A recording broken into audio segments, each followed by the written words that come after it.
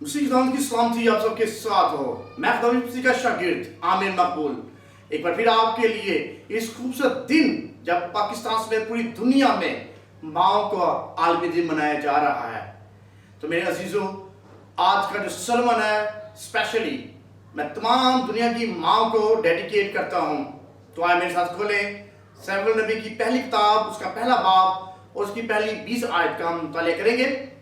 افرایم کے کوہستانی ملک میں رماتیم صوفیم کا ایک شخص تھا جس کا نام الکانا تھا. وہ افرائیمی تھا اور یرہوم بن الہو بن توہو بن سوف کا بیٹا تھا. اس کی 2 بیویاں تھیں، ایک کا نام ہنہ تھا اور دوسری کا فننا. اور فننا کی اولاد ہوئی پر ہنہ بے اولاد تھی. یہ شخص ہر سال اپنے شہر سے سیلا میں رب الفاظ کے حضور سجدہ کرنے اور قربانی گزارنے کو جاتا تھا.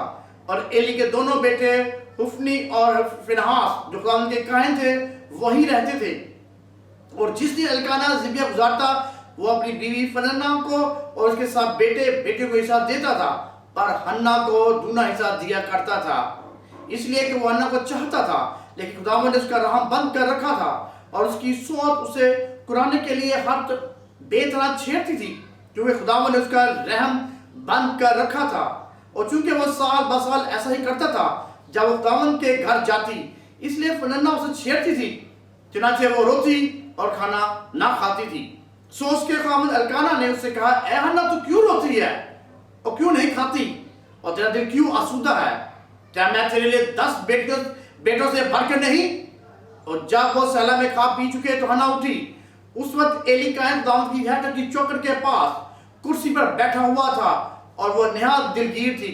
سو وہ خداوند سے دعا کرنے اور زار زار رونے لگی اور اس نے منت مانی اور کہا، اے رب الفاظ، اگر تو اپنی لونڈی کی مصیبت پر نظر کرے اور مجھے یاد فرمائے اور اپنی لونڈی کو فراموش نہ کرے اور اپنی لونڈی کو فرزند نارینہ بخشے تو میں اسے زندگی بھر کے لیے خداوند کو نظر کروں گی اور اس طرح اس کے سر پر کبھی نہ پھیرے گا. تو جب خداوند کے حضور دعا کر رہی تھی تو ایلی اس کے منہ غور سے دیکھ رہا تھا اور ہنہ تو دل ہی دل میں کہہ رہی تھی. فقط اس کے ہونٹ ہلتے تھے اور اس کی آواز نہیں سنائی دیتی تھی. پس ایلی کو گمان ہوا کہ وہ نشے میں ہے. سو ایلی نے اسے کہا کہ تو کب تک نشے میں رہے گی؟ اپنا نشہ اتار. ہنہ نے جواب دیا، نہیں اے میرے مالک، میں تو غمگین عورت ہوں، میں نے نہ کوئی نشہ پیا. پر خداوند کے آگے اپنا دل انڈھیلا ہے. تو اپنی لونڈی کو خبیث عورت نہ سمجھ، میں تو اپنی فکروں اور دکھوں کے ہجوم کے باعث اب تک بولتی رہی. تب ایلی نے جواب دیا، تو سلامت جا اور اسرائیل کے خدا تیری مراد جو تو نے اس سے مانگی ہے پوری کرے. اس نے کہا، تیری خادمہ پر تیرے کرم کی نظر ہو. تب وہ عورت چلی گئی اور کھانا کھایا اور پھر اس کا چہرہ اداس نہ رہا. اور صبح کو وہ سویرے اٹھے اور خدا کے آگے سجدہ کیا اور راما کو اپنے گھر لوٹ گئے. اور الکانا نے اپنی بیوی ہنہ سے مباشرت کی اور خداوند نے اسے یاد کیا. اور ایسا ہوا کہ وقت پر ہنہ حاملہ ہوئی اور اس کے بیٹا ہوا اور اس نے اس کا نام سیموئیل رکھا، کیونکہ وہ کہنے لگی، میں نے اسے خداوند سے مانگ کر پایا ہے. پاک کلام کا پڑھا اور سنا جانا ہم سب کے لیے باعث برکت ہو. آمین. عزیزو، آج جیسا کہ آپ جانتے ہیں کہ ملک پاکستان میں مدرس ڈے یعنی ماں کا عالمی دن منایا جا رہا ہے. یہ دن ان عظیم ماں کو خراج تحسین پیش کرنے کا دن ہے جنہوں نے اپنے ایمان میں مضبوط اور ثابت قدم رہ کر اپنے بچوں کی تربیت کی. بحیثیت ایک مسیحی قوم، مسیحی ماں نے اپنے بچوں کی تربیت کلام مقدس کے مطابق کی، کیونکہ ماں کی عظمت کے بارے میں نپولین سے بہتر کون جان سکتا ہے، جس نے کہا تھا کہ مجھے اچھی مائیں دو میں تمہیں اچھی قوم دوں گا. میرے عزیزو، چونکہ نپولین بخوبی جانتا تھا کہ اچھی قوم کی بنیاد ایک ماں ہی رکھ سکتی ہے، کیونکہ وہ خود ایک مسیحی خاندان میں پیدا ہوا. اسی طرح ہمارے سامنے کلام مقدس کی ایسی بہت سی ماں کا ذکر ہے جنہوں نے بچوں کی تربیت کلام مقدس کے مطابق کی. اور انہی ماں میں سے ایک ماں ہنہ، جس نے نہ صرف اپنے گھرانے بلکہ معاشرے کے لوگوں کا مقابلہ کرتے ہوئے ایک عظیم سال قائم کی. میرے عزیزو، ہنہ کے وہ کون سے مسائل تھے جس کی وجہ سے وہ خدا کے حضور جھکی، جس کی وجہ سے خدا نے اس کو رتبہ دیا اور عظیم ماؤں میں شامل ہوئی؟ خدا کی طرف سے ہنہ کا رحم بند تھا. اس کی سوچ اس کے بانجھ پن کے سبب اس کا مذاق اڑاتی تھی. اس سے پہلے کہ ہم میرے عزیزو آج کے نقطہ نظر پر غور کریں، اگر اس وقت کے دور پر نظر دہرائیں تو معلوم ہوتا ہے کہ اسرائیل بہت سارے مسائل سے دوچار تھا۔ فلسطین کے حالات بھی خراب تھے، قاضی کرپٹ تھے، اور کاہن حضرات اس قابل نہ تھے کہ لوگوں کی رہنمائی کر سکے۔ اس قسم کے حالات میں خدا حنا جیسی عورت کو کھڑا کرتا ہے۔ حنا کا کردار پرانے عہد نامے میں پہلے سیموئیل کی کتاب کے پہلے اور دوسرے باب کی 21ویں آیت تک ہمیں واضح طور پر دکھائی دیتا ہے۔ ہم اس حوالے میں دیکھتے ہیں کہ حنا کا شوہر جس کا نام الکانا تھا، اور الکانا کی 2 بیویاں تھی، ایک کا نام حنا اور جبکہ دوسری کا نام حننا تھا۔ حنا عبرانی زبان کا لفظ ہے جس کے معنی فضل کے ہیں۔ حنا ایک بانجھ خاتون تھی، اس کی کوئی اولاد نہ تھی۔ سو آئے ہم سیکھیں گے کہ حنا کا کردار ہمیں کیا سکھاتا ہے، اس کے کردار کی کیا خوبیاں تھیں۔ آج ہم اس کی خوبیوں کو سیکھیں گے، اس عظیم ماں کی خوبی کو سیکھیں گے جس نے ایک بہت بڑے نبی کو جنم دیا جس کا نام تھا سیموئیل۔ ہم اس کی پہلی جو خصوصیت ہے اس کردار کی وہ ایک دعا گو خاتون تھی۔ پہلا سیموئیل اور اس کے پہلے باب کی 4 ایسے 11ویں آیت کا مطالعہ کریں تو اس کے مطابق حنا بانجھ تھی جس کا نام بن تھا، اس سبب سے اس کی سوچ سے بے انتہا چھیڑتی تھی۔ حنا ان باتوں کو سن کر روتی رہتی اور کھانا نہ کھاتی تھی، جبکہ دوسری طرف ان تمام تر حالات میں الکانا جو حنا کا شوہر تھا، اس کا رویہ حنا کی طرف محبت بھرا تھا، کیونکہ وہ اسے دگنا حصہ بھی دیا کرتا تھا۔ یقیناً حنا کے آنسو اس کے بڑے غم اور دکھ کی صحیح ترجمانی کر رہے تھے۔ اس کے ساتھ ساتھ یہ بھی وہ سوچتی کہ میرے دل کی کیفیت سے کوئی بھی واقف نہیں ہے۔ حنا ایک دعا گو خاتون کے طور پر سامنے آتی ہے جو صرف خدا کے سامنے اپنے دل کو انڈیل دیتی ہے اور نہایت ہی گہرے دکھ کی حالت میں خدا کے سامنے اپنی التجا لے کر آتی ہے اور فریاد کرتی ہے۔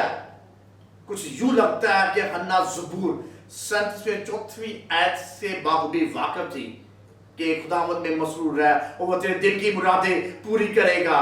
اسے درخواست کی کہ اگر خدا اس پر رحم کی نگاہ کرے تو اپنے فرزند کو واپس اسے ہی دے دے گی، یعنی وہ بچہ زندگی بھر خدا کی خدمت کرے گا۔ جیسا کہ حنا کے کردار سے سیکھتے ہیں کہ اس نے اپنے دکھ اور غم کی حالت میں صرف اپنے خداوند پر توکل کیا اور اس کی حضوری میں آنا پسند کیا اور اس کے آگے دعا کی۔ میرے ذرا سوچیں، کیا آج کی 21ویں صدی میں رہنے والی عورت کا کردار بھی حنا جیسا ہے؟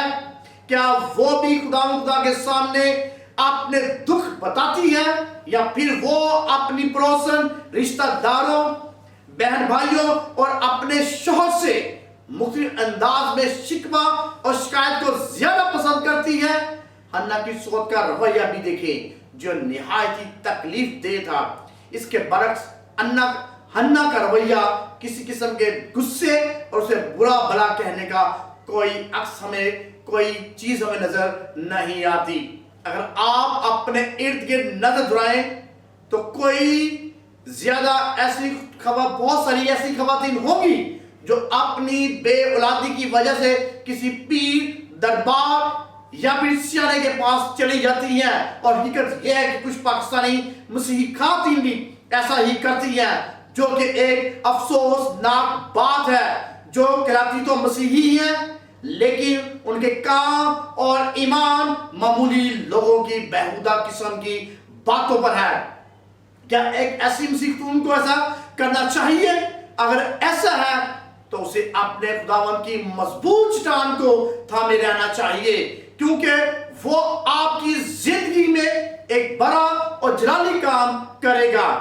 حنا کی دعایا زندگی کیسی تھی؟ کیا وہ دعا کرنے والی خاتون تھی؟ یہ آج ہم اس پہ بھی سیکھیں گے۔ حنا کی دعایا زندگی ہمیں سکھاتی ہے کہ دعا کو کبھی نہ چھوڑیں، اگر حالات کیسے بھی کیوں نہ ہو، خدا ضرور اپنی قدرت سے بڑے بڑے اور عجیب کام کرے گا۔ مایوسی کو ایک طرف رکھ کر خوشی اور شادمانی سے خداوند کی حضوری میں وقت گزاریں اور ایمان میں مضبوطی سے قائم رہیں۔ بغیر بند کیے دعا مسلسل جاری رکھیں۔ نتیجہ نہ آنے کی صورت میں بھی بہت سے لوگ دعا کرنا چھوڑ دیتے ہیں اور اپنے مسائل کا حل کسی اور جگہ سے طلب کرنے کی جستجو میں لگے رہتے ہیں۔ پولس رسول نئے عہد نامے میں تسالونیکیوں کی کلیسیا کے نام پہلے خط کے 5ویں باب کی 17ویں لکھتا ہے کہ بلا ناغہ دعا کرو۔ حنا ایک حلیم عورت تھی جس سے دعا کو مسلسل جاری رکھا اور آخرکار اسے خداوند کی طرف سے اپنے مسائل بیٹے کی صورت میں جواب ملا۔ ایمان سے کی گئی دعا جس کی خدا کا جواب لاتی ہے، ایمان میں اس قدر طاقت ہے وہ خدا کی کے تخت کو جنبش دیتا ہے۔ بائبل مقدس میں بہت سے لوگوں نے ایمان سے بھری زبردست دعائیں جس کے نتیجے میں شیروں کے منہ بند ہو گئے، آسمان سے میل برسا اور قیدیوں کی زنجیریں کھل گئی، حیرت انگیز طور پر کام رونما ہوئے۔ حنا ایک ایسی خاتون جس نے اپنا فرزند خدا کو نظر کر دیا، یعنی کہ وقف کر دیا۔ حنا نے اپنے بیٹے کا نام سیموئیل رکھا چونکہ حنا نے خدا سے منت مانگی تھی کہ وہ اپنا فرزند خداوند کے نذرانے کے طور پر دے گی۔ خدا کی طرف سے فرزند یا اولاد کا تحفہ ملنے پر وہ اپنے خدا کے ساتھ وعدے کو کبھی نہیں بھولی تھی، بلکہ اسے اپنے وعدے کے مطابق خدا کی خدمت کے لیے وقف کر دیا۔ میرے عزیزو، اگر دیکھا جائے تو ہر ماں باپ کے لیے پہلا بچہ ہر دن عزیز اور خاص ہوتا ہے، لیکن حنا نے وہ نہایت قیمتی اور خاص اہمیت رکھنے والا بچہ خداوند کو پیش کر دیا۔ حنا کو اپنی دعا کا جواب پیٹ کے پھل سیموئیل کو پا کر ملا۔ سیموئیل کی پیدائش حقیقت میں خدا کے جلال کا باعث بنی اور سیموئیل نبی کی زندگی خدا کے جلال، محبت، کرم، طرف اور مہربانی کو آشکارا کرتی ہے۔ سیموئیل نہ صرف اپنی ماں حنا کا فرما بردار تھا بلکہ خدا کی حضوری میں رہنے والا شخص بھی تھا جس نے اپنی قوم کی ایک لیڈر بن کر رہنمائی کی۔ اس نقطے سے ہم حنا جو سیموئیل کی ماں تھی سیکھتے ہیں کہ اس نے اپنے وعدے کو جو خدا کے ساتھ کیا تھا اسی بخوبی نبھایا اور اپنی کسی خود غرضی اور خواہش کو جنم نہ لینے دیا۔ ہمیں بھی چاہیے کہ خدا کے ساتھ کیے گئے وعدے کو نبھائے تاکہ اس کی باکثرت برکات کو وصول کر سکے۔ وہ حمد و تعریف کرنے والی خاتون تھی۔ جی ہاں، حنا ایک حمد و تعریف کرنے والی خاتون تھی۔ حنا نے خداوند سے اولاد جیسی نعمت لینے کے بعد اس کی شکر گزاری کی اور اس کی حمد و تعریف کے لیے ایک گیت کی صورت میں بیان کیا۔ اس کا ثبوت ہمیں پہلے سیموئیل 2 باب سے ملتا ہے۔ پہلا سیموئیل میں حنا ذکر کرتی ہے کہ میرا سینگ خداوند کے طفیل سے اونچا ہوا۔ پہلا سیموئیل 2 باب کی پہلی آیت اس کا مفہوم سمجھنے کے لیے ہم اسرائیلی روایات کو دیکھتے ہیں جس میں خواتین سر پر ایک لمبی چادر لیتی تھی اور اس کے اوپر ایک سینگ ہوتا تھا جو بانجھ خواتین کو ٹیڑھا رکھنا ہوتا تھا اور اولاد والی خاتون کو سیدھا رکھنا پڑتا تھا۔ تب خدا کے حضور کی دعا سنی گئی تو وہ اپنے سینگ کو خدا کی مہربانی اور شکر کی بدولت اونچا کر سکی۔ حنا کا تعریف اور تمجید کرنا اس کے دل میں گہری خوشی، اطمینان، تسلی، سکون اور خدا پر فخر کو واضح طور پر دکھاتا ہے۔ پہلا سیموئیل 2 باب کی پہلی آیت میں یہ لکھا ہے۔ حنا کی حمد و ستائش خدا کی اس بانجھ خاتون پر رحم کی نگاہ کی بھی عکاسی کرتا ہے۔ میرے عزیزو، حنا کا کردار ہمیں کیا سکھاتا ہے؟ پہلا، ہمیں خدا کی طرف سے برکات ملنے پر خوشی منانا اور شاد ہونا چاہیے۔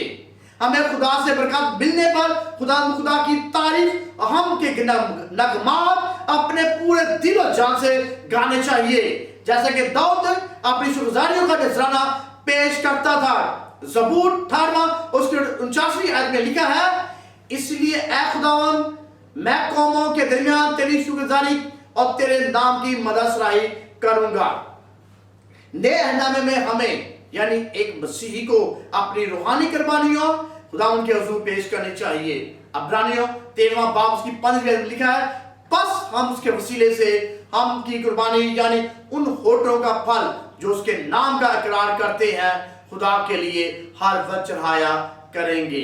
लिहाजा हम अपने इर्द गिर्द नजर दुराएं कि कौन हन्ना की तरह पुख्ता ईमान रखते हुए दुआ का जवाब तलब करने की आरजू रखता है। आईने में खुद को देखें कि आज मेरा रवैया, बर्ताव और ईमान हन्ना के मिजाज से मिलता है या नहीं। बेशक ये कहना हरगिज आसान नहीं कि हन्ना की तरह बन जाओ, यानी ईमान में पुख्ता वादे को निभाने वाले और बरकत को वसूल करने के बाद अपने खुदावंद की हमद व तारीफ के गीत गाना। हन्ना हमें खुदा की बहुत अजीम कुदरत के बारे में बताती है, जो हालात को तब्दील करने की एक अजीब कुव्वत रखता है और अजीब ताकत रखता है। सिर्फ खुदा पर ईमान और मुकम्मल भरोसा रखने की जरूरत है। खुदा दुआओं को सुनता है और बाइबल के अंदर बयान करती है वो कल, आज, बल्कि अब तक यकसा है। जब खुदा हन्ना के दुख और परेशानी को बड़ी खुशी में तब्दील कर सकता है, तो वो आपके ईमान से की गई दुआ पर भी कान लगाने और जल्द जवाब दे सकता है। मेरे अजीजों, आज जब हम बाइबल मुकद्दस की इस खातून को देखते हैं जिसने अपनी दुआओं से, जिसने अपनी शुक्रगुजारियों से एक मजबूत औरत होने का सबूत दिया, एक मां का सबूत दिया, तो हम बाइबल मुकद्दस की उस नए अहद में उस अजीम हस्ती को, उस अजीम मां को कैसे भूल सकते हैं। जी हाँ, मुकद्दसा मरियम, मुकद्दसा मां मरियम, जिसने हमारे लिए अपने आप को दे दिया और निजात का बंदोबस्त किया। उस अजीम मां को हम कैसे भूल सकते हैं, जिसने एक अजीम लीडर को पैदा किया, अजीम चरवाहे को पैदा किया, अजीम उस्ताद को पैदा किया और एक ऐसे अजीम तबीब को पैदा किया जिसने हमें हर किस्म की शिफा दी, अपना लहू दिया, हमें गुनाहों से मखलसी दी। हम उस अजीम मां को कैसे भूल सकते हैं। तो अगर ऐसी अजीम माएँ बाइबल मुकद्दस में हैं, तो क्या आज की मौजूदा हम उन अजीम माँ को भूल सकते हैं जिनके वसीले से हमारे ईमान को मजबूत करने के लिए जिन्होंने बहुत सारी रिसर्च की, किताबें लिखी, बाइबल मुकद्दस के बारे में लिखा, तफसीर लिखी। क्या हम उन अजीम माँ को भूल सकते हैं? जी नहीं। जिन्होंने आज हमें पढ़ना लिखना सिखाया, उन माओं की बदौलत थी जिन्होंने बाइबल मुकद्दस से तालीम दी। आज हम उन माँ को खराज तस्लीम पेश करते हैं और उनको सलाम पेश करते हैं, जिनके ईमान की मजबूती की वजह से, जिनके ईमान को पुख्ता होने की वजह से वो दुआ करती थी अपने बच्चों के लिए, जिनकी बदौलत आज हम इस मुकाम पर पहुँचे हैं। खुदावंद आप सबको बरकत और इस कलाम के वसीले से बरकत दे। आमीन।